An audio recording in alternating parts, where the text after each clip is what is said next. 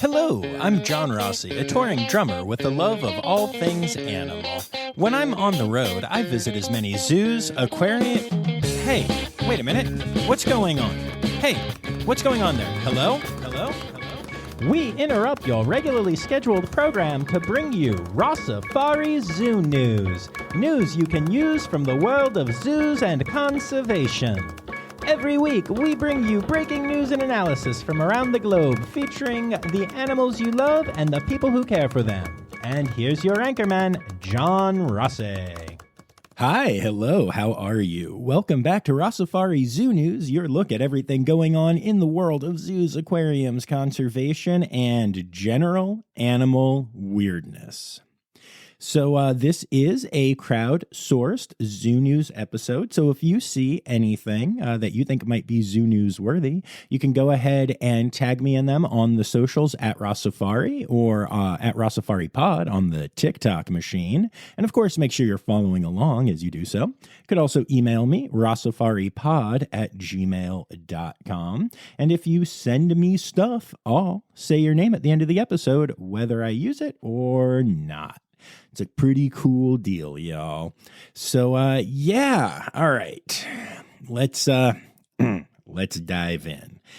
It has been an interesting week in the United States. And look, I debated whether or not to even discuss the election and the results because, frankly, podcasts and animals and zoos and aquariums, they're all pretty amazing places to go and escape from the same crap we hear everywhere and see everywhere. But then, starting late Tuesday night, people started reaching out to me and asking for my thoughts and also checking in on me. And also... a lot of listeners from other countries reached out with their thoughts and checking in on me and also making their pitches on why I should move to their country. In particular, my buddy Matt Patford in Australia made a really strong, really impressive pitch, which I actually really appreciated. So here's what I'm going to do. I'm going to talk about my last few days with y'all. That's what I do at the top of the podcast anyway, so I'm going to do that. It's going to be a little political, but I'm also going to be personal and share what I've been doing in light of what is going on in this country. And hey, if you don't want to hear it, go ahead and skip like 5 or so minutes ahead. I'm not doing any long stories other than this, so just go find birds and you'll be fine. I promise that I won't mention the election again unless I start riffing and make some dumb joke. But if that happens, it's still not the same as really talking about the election. So, all right, but before we get to the Zoo News stuff, though, let's dive into this whole thing.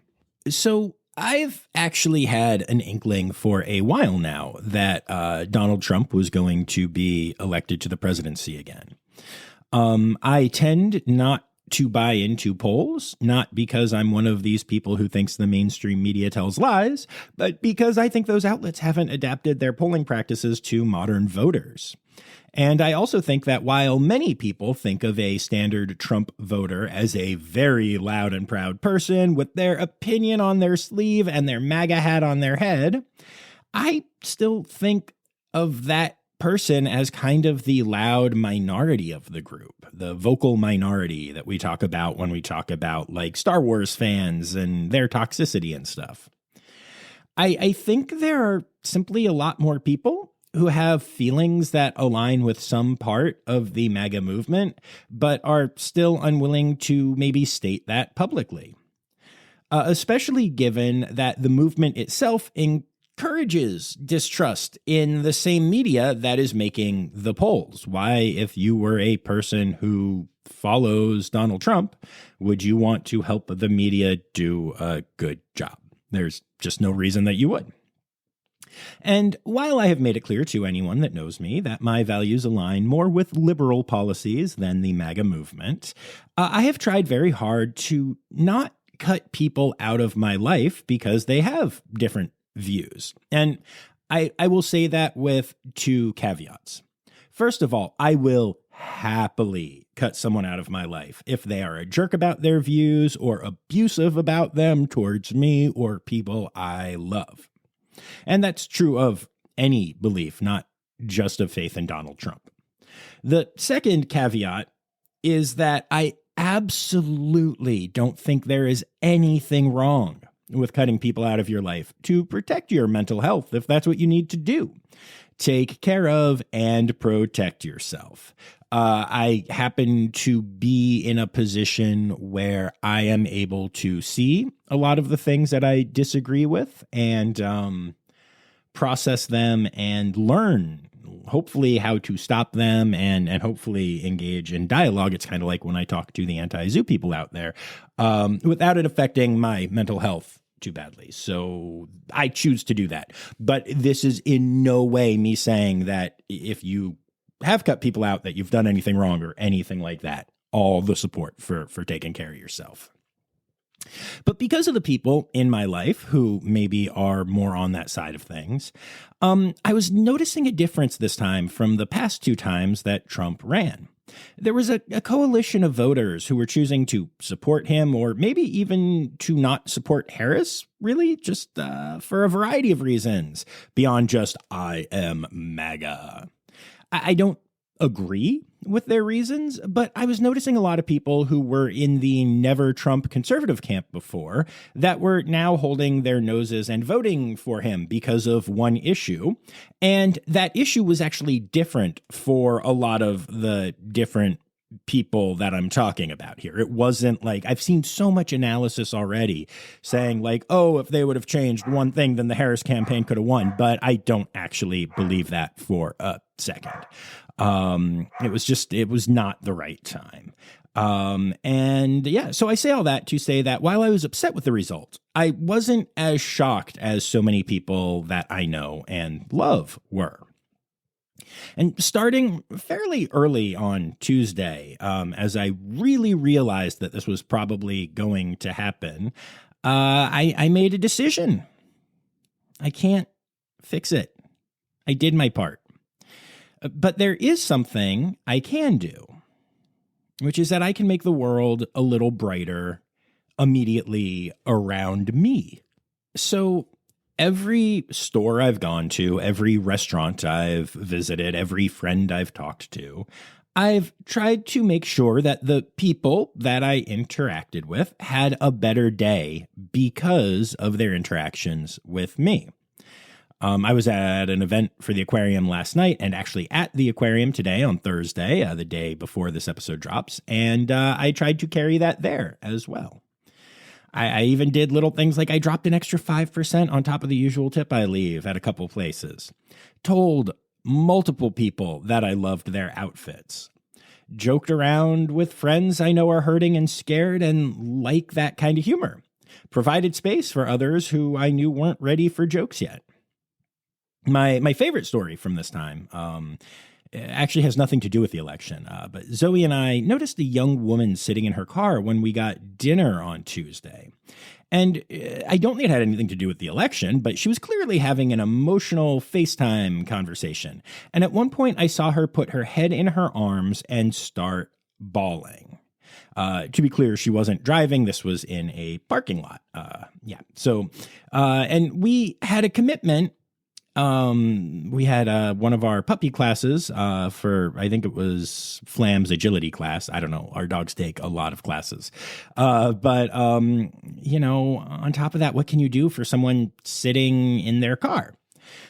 So we left and we went and did the thing, but it really sat with me. It was really bothering me. And I told Zoe that I wanted to go back there, which she actually wanted to do anyway, just to kind of go to some of the shops in the area. And I asked if we could just drive through that part of the parking lot and see if that girl was still there in her car. And she was. Now, our agility class is an hour long, so this was an hour later. And she was still on the phone, still crying, and having a very hard conversation from the look of it. And so in the little strip mall there is a Crumble Cookies. And I went and I got her a cookie and a bottle of milk. And I took it to her. I told her that my wife and I noticed she seemed to be having a hard evening, which was a bit of an understatement, and that we hoped that this would make things a little better. And she looked up and thanked me and said I didn't have to do that. But she also started crying pretty hard in a very touched way. And, I told her, yeah, I know I didn't have to, but I wanted to help, and just walked away. And I've thought about her every day since, and I truly hope she's okay. And then on Wednesday, we had a huge evening fundraiser for the Aquarium of Niagara called Oceanda. And I was the greeter, and I made sure just to tell so many people how I loved their outfits or dug their vibe or how the couples looked cute together, whatever. I was authentic, but I really went out of my way to be positive. Just trying to get smiles on those faces. Why not? Anything I could do to make anyone's day better, whether they are sad about the results or not. I don't know. These people could have all been super happy. But I just want to be a positive force at this time. And, of course, I'm not going to lie. I want to be that for everyone, but it's especially true for the people I know are hurting.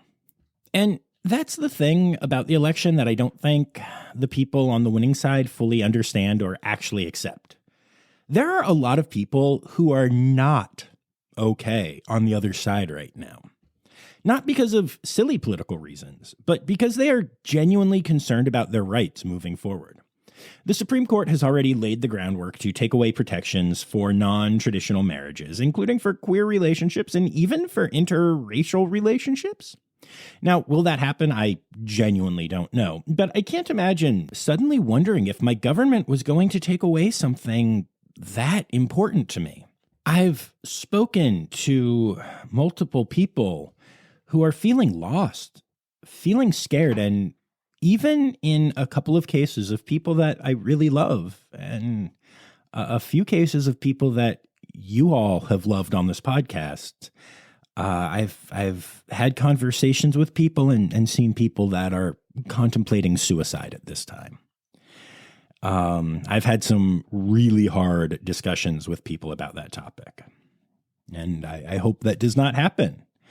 But they don't know if those terrible things are going to happen. But what we all know is that a majority of American voters voted for the person who makes it at least a possibility, maybe even a probability. And that fact alone is causing a lot of pain for a lot of people.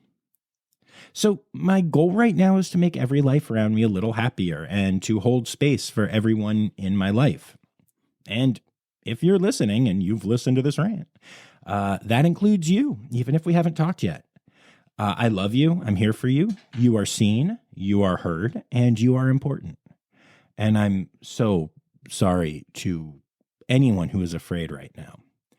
But I am very happy to be a light to you all, and I hope that this podcast is. So let's get to the fun stuff, shall we?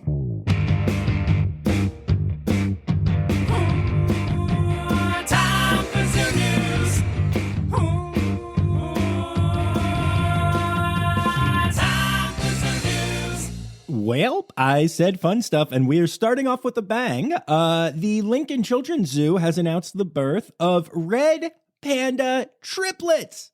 Triplets! Ah! 1 female and 2 male red pandas were born at the zoo, and they are doing well. Mom Tian and Dad Rowan are doing great as well. It is super rare for red panda triplets to be born, and even rarer for them to survive the early weeks.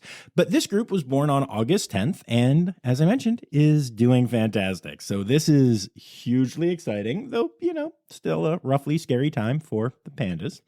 And as a bonus bit of joy for me, August 10th is also Miles's birthday. So that makes me really happy, and I can't wait to tell him he shares a birthday with some miracle panda births. All right, so for our next birth announcement, I recently posted a video of Huckleberry, the young pygmy hippo at Greensboro Science Center, on TikTok and on Instagram, with some interesting results. My text on the video jokingly said, "Huckleberry, the cutest pygmy hippo, despite what the internet says." I then put in the caption that we love all pygmy hippos, of course. On Instagram, the video got a lot of love, with people laughing at my silly comparison of the two pygmy hippos and just genuinely commenting, lovey stuff. On TikTok, it got a lot of likes, but the comments were largely focused on calling me out for, quote, making the babies fight and stopping me from, quote, making everything a battle. Okay, the internet, y'all. So in light of that, I have a story here that I would like to share in two ways. So, for my Instagram followers only, move over Mouden, there is a new baby pygmy hippo in town.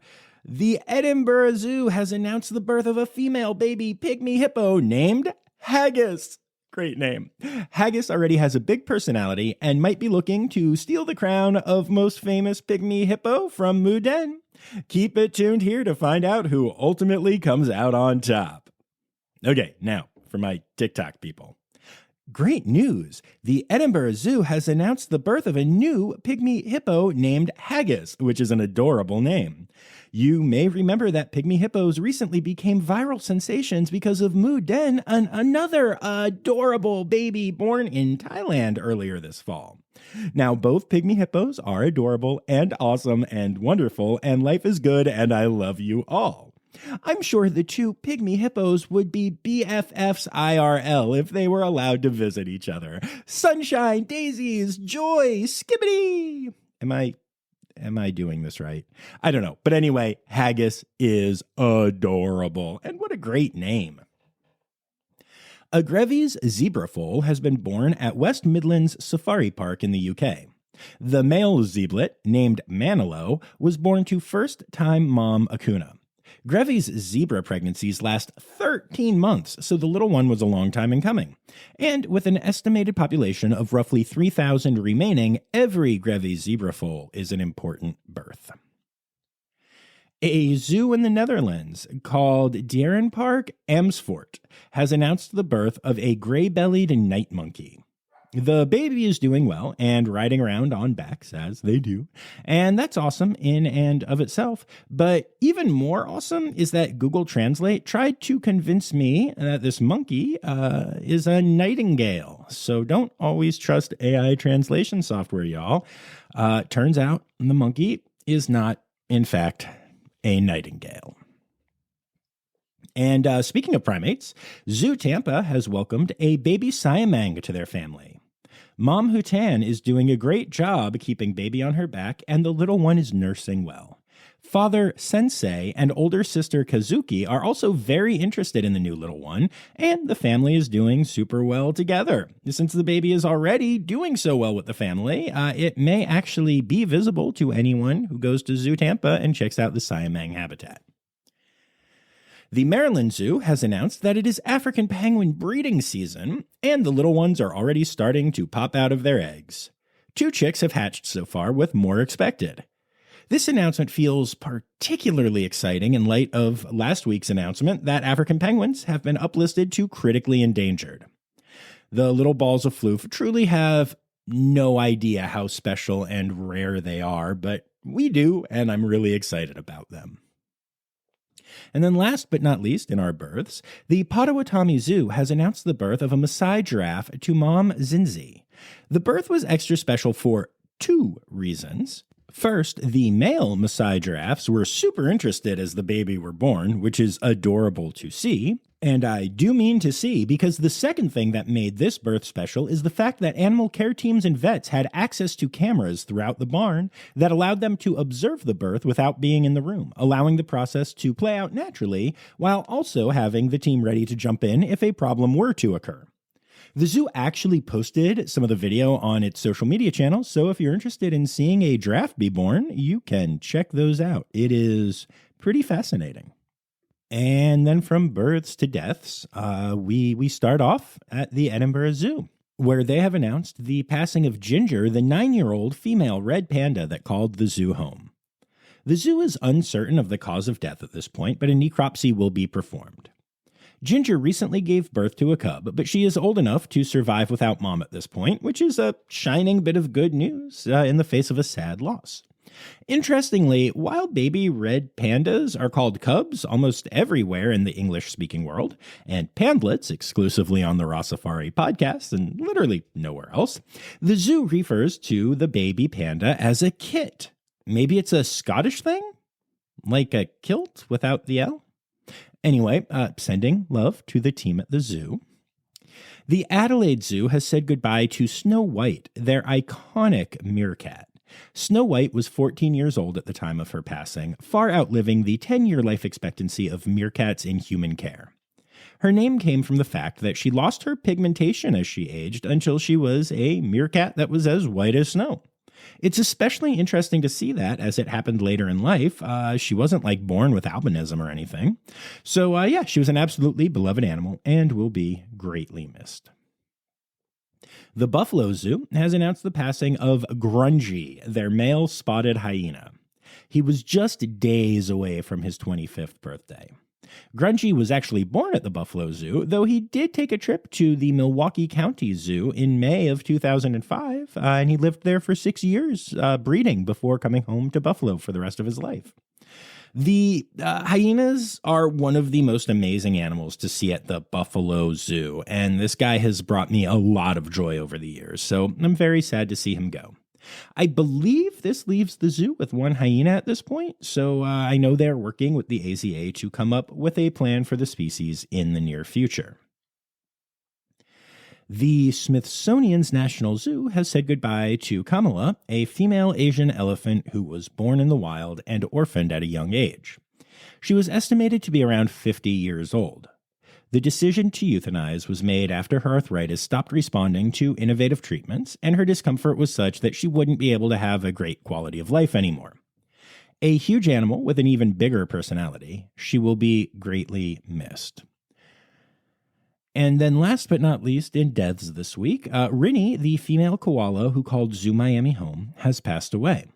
The cause of death is still unknown, as there was nothing obviously wrong with her, but she is already missed by the staff there. I will say that one of my favorite buildings in any zoo is the building that houses koalas and tree kangaroos next to each other at Zoo Miami. And the staff I interacted with there were all incredible, so I am sending them all of my love. And that brings us to the rest of our Zoo News section. The Wilds, the safari park owned by the Columbus Zoo, made a major announcement recently. 74 bison have been transferred from the wilds to South Dakota in partnership with the Wildlife Restoration Foundation, the Intertribal Buffalo Council, and the Cheyenne River Sioux Tribe. These bison will allow the species to roam the South Dakota prairies once again. An incredible reintroduction.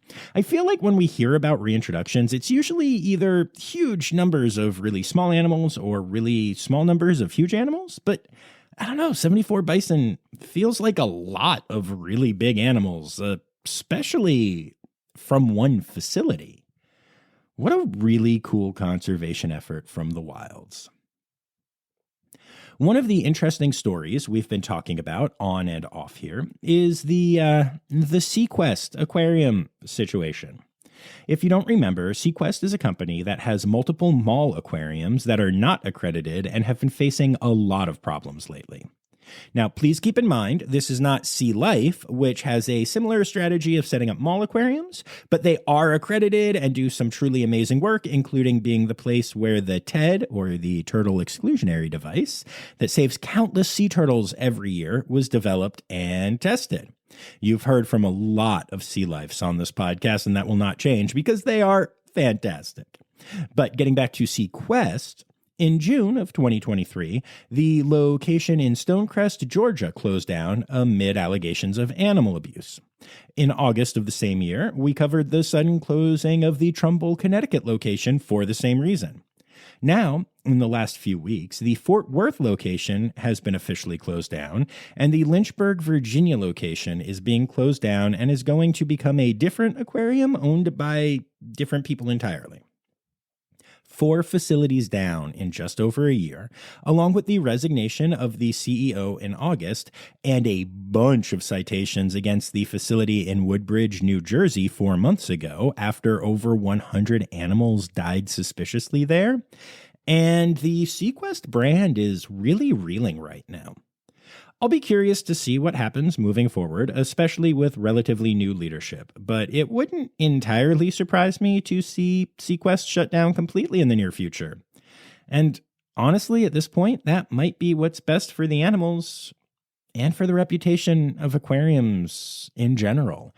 You know, I always feel the need to remind people. We talk about accreditation and, the AZA and all this good stuff a lot, but the fact that you who are listening to this know about that puts you in a very small minority of people. You are the very educated when it comes to this topic anyway. And it's important to remember that fact. Our friends at Seneca Park Zoo are doing a pretty cool study with their adult red pandas, Willie and Raji. We know that red pandas have a pseudo-thumb they use to help hold bamboo and other items, but scientists are wondering if they use it to aid their movement at all, something that we definitely have maybe hypothesized about, but have never seen any evidence of. So Willie and Raji are walking over specially designed force plates that allow the scientists to analyze how red pandas balance and maneuver as they walk.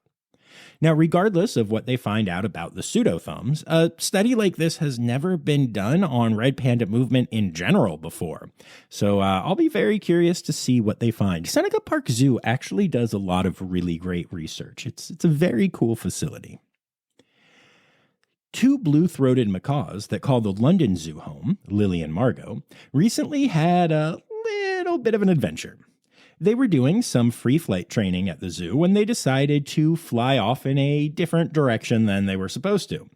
Residents around the zoo started calling in sightings to help find the birds, and in the end, they flew 60 miles away from the zoo before keepers were able to catch up to them from confirmed sightings. Now, as soon as the birds saw their keepers, they got really excited and happy and flew right to them, happy to be reunited at the end of a fun journey. The birds are perfectly healthy and are now back at the zoo, though they do have to go through a quarantine period before returning to their normal lives.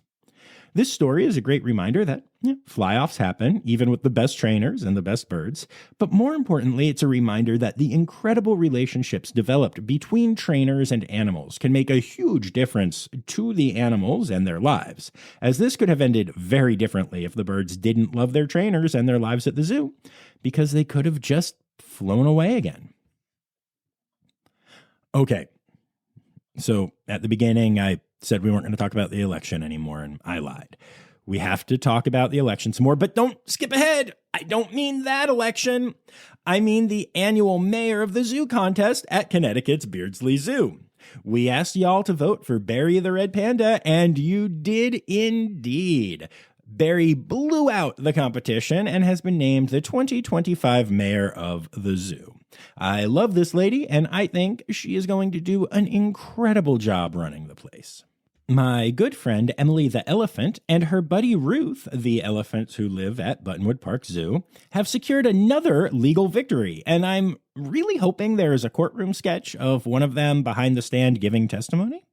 No, but seriously, so there is a nonprofit group that was founded by one very misinformed and very vocal protester, which has one single goal: the removal of Emily and Ruth from Buttonwood Park Zoo to the elephant sanctuaries in either Tennessee or Georgia. Oh, and then, of course, they hope to go on and, make sure that all zoos are put out of existence. Cool. So this is their goal for the elephants, despite the fact that elephant experts who have actually gotten to examine the girls up close agree the best thing for them is to keep them safe and happy at Buttonwood Park Zoo for the rest of their lives. Their messaging hasn't even changed for this group, despite the fact that Ruth is now in hospice care, and thus even less of a good candidate to move all the way to Tennessee from Massachusetts. And I know this not only because I have seen their propaganda, but because I have interacted directly with the leader of the group, clashing in the comments sections of articles about Ruth's hospice situation. And here's the thing. I get that we might not all agree on all topics, and that elephants in human care is one of the more challenging conversations that can be had about animal care in accredited zoos. I don't mind dialogue, discussion, the presentation of facts on either side, etc. But what I do mind is manipulative lies, bringing in, quote, experts who have never met the animals in question to defend your position, and most of all, vilifying the people who care for Emily and Ruth. And these are all tactics used by this group. You'll notice, by the way, that I am not giving the name of the group here, as I don't want to give them any uptick in views. But I will say this, if you know the name, you know it's a misnomer. Anyway, I'm getting off on a rant here, but I do think it's important to remember that even when we are doing what we think is right, there is a wrong way to do it that can make us come across pretty poorly. Rare is the villain that thinks they are in the wrong as they do their dastardly deeds. But I digress. Anyway, the press release from Courthouse News Service, which is not affiliated with the zoo in any way and is just a place that gives quick synopses of court cases, it was pretty amusing how they stressed that not only have the animals not been harmed by being at the zoo, but also that this is just the latest failure of the group that has failed repeatedly. It's an ongoing theme for them. So here's hoping this failure is the one that finally makes them shut it down, although we all know how likely that is. Spoiler alert, it's not very likely. But speaking of Emily, while they didn't get to do duets like some of us do, students from the Berklee College of Music in Boston recently went to Franklin Park Zoo, where they performed for the animals there. The hardest part of the process, according to the head curator at the zoo, was getting all the animals to sit down in the amphitheater and stay quiet during the performance. Okay, that's a lie. But as the students performed around the zoo at different habitats, they did notice that many of the animals seemed to react positively to the music and showed interest. Crowds of guests also formed around some of the performers, meaning this idea was very enriching for the animals and the humans at the zoo. And then for our last story in Zoo News this week, we're actually going to stick with the theme for one more story here. The Fort Worth Zoo was apparently inspired by my musical elephant friend, so they have started teaching their elephants to play harmonica. Okay, that's not quite why they do it, but they do teach their young elephants to play harmonica. One of the first behaviors they are taught is a blow behavior, which is a crucial part of their healthcare, especially when it comes to testing for EEHV through trunk washes, which involve blowing into a bag after they get the wash in so that can be tested. That sounds icky. But giving the elephants a target of a harmonica allows the trainers to hear the strength of the blow and also allows the elephants some novel enrichment while just being taught to blow on cue. So I think that's really, really cool. And that brings us to Conservation, news time. Oh yeah. So, how's the climate doing? Well, Mount Fuji went without snowfall throughout all of October, breaking a 130-year-old record for how late into the year it goes without snow. Also, I live in Buffalo, New York, and was comfortably wearing shorts in 80-degree weather earlier this week, which is a week that happened in November. So, yeah, I know there's a difference between climate and weather, but also I don't really care. That's how the climate is doing right now. And then last week, we talked about how the North Atlantic right whale population is the highest it's been in quite a while. Now, a new law is looking to help increase those numbers even more. The new law states that vessels 65 feet or longer must slow to 10 knots or less in the seasonal management areas for the species. This should drastically help to eliminate large boat strikes, one of the major causes of death of North Atlantic right whales. So that's really exciting news. In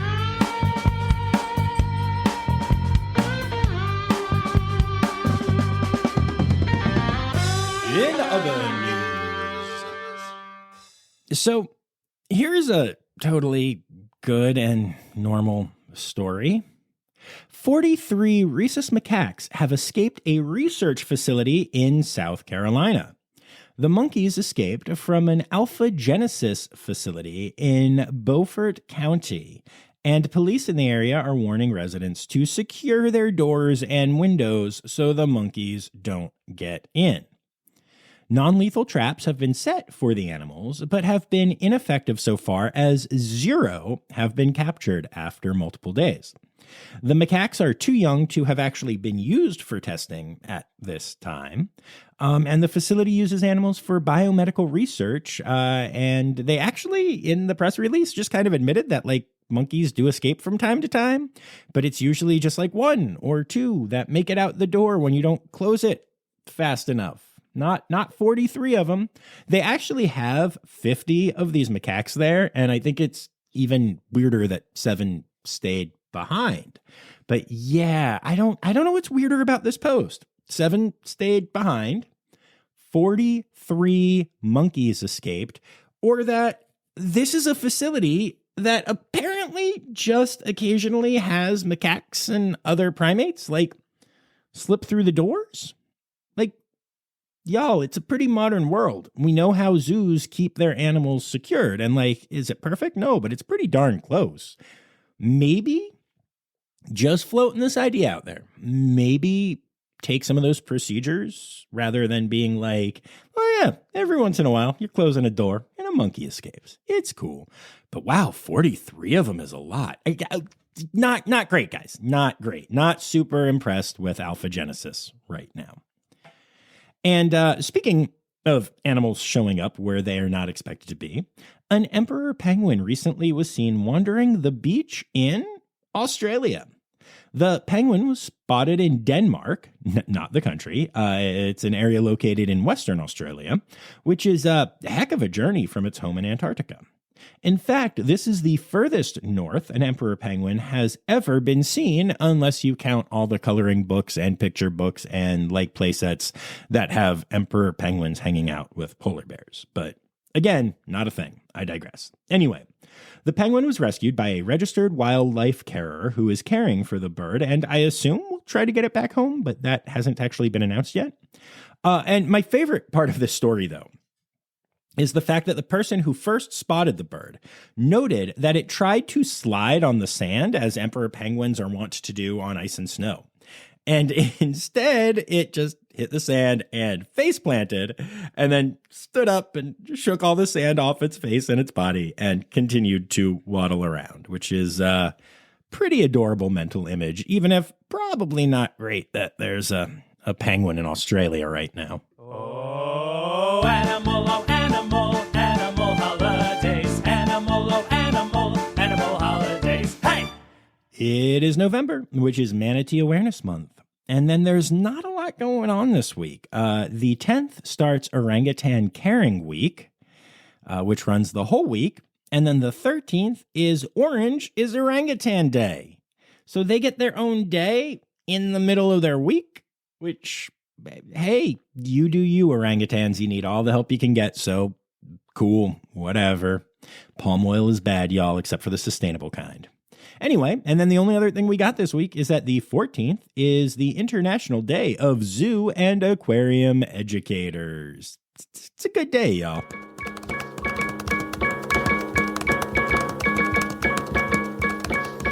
Alrighty, so there you have it. Another episode of Rossifari Zoo News, and I ended up recording this one super late on Thursday night. And y'all, I was at the aquarium today, and it was a very good but very tiring day.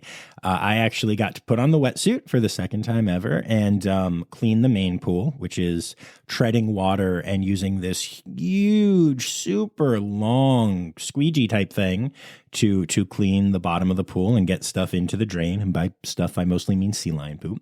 But I also got to clean in the penguin pool, and it was my first time doing that. And it's very cold. But with the sea lions, they, put the sea lions in the back when a human gets into the pool. But with the penguins, they're just there, and they're curious, and they're kind of swimming up and saying hi. And I kind of got to swim with penguins today.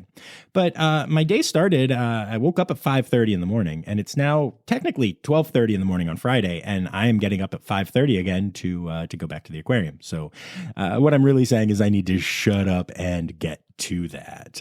But yeah, before I do that, I want to take a moment to say thank you to Dr. Laura Schenk, Dr. Stephen Williamson, Barbara Bennett, Jenny Owens, and Kevin Williams. Those people are, of course, my Red Panda level patrons, and I super appreciate the support as well as the support of all of my patrons. If you'd like to support the podcast, you can do so by going to patreon.com/Rossifari. Then I'd also like to say thank you to everyone who contributed this week.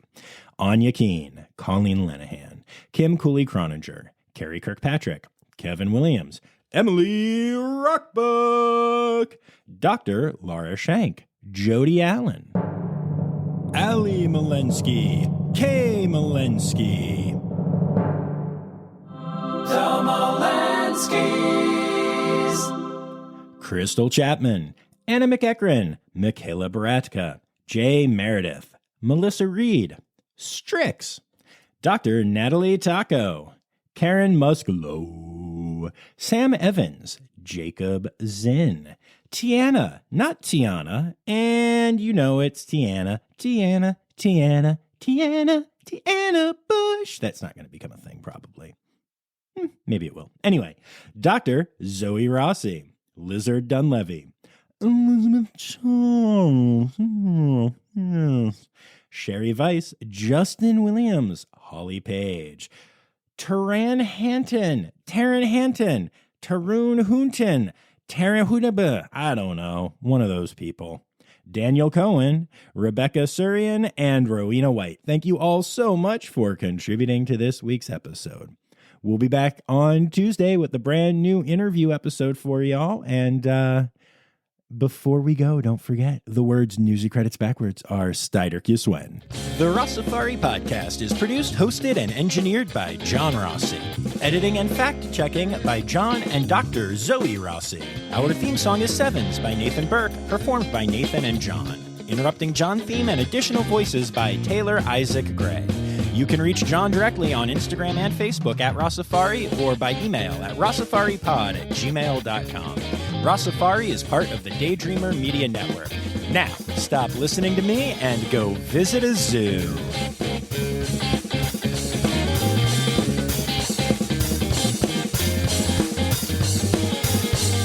My good friend Emily the Emma Fent, amazing.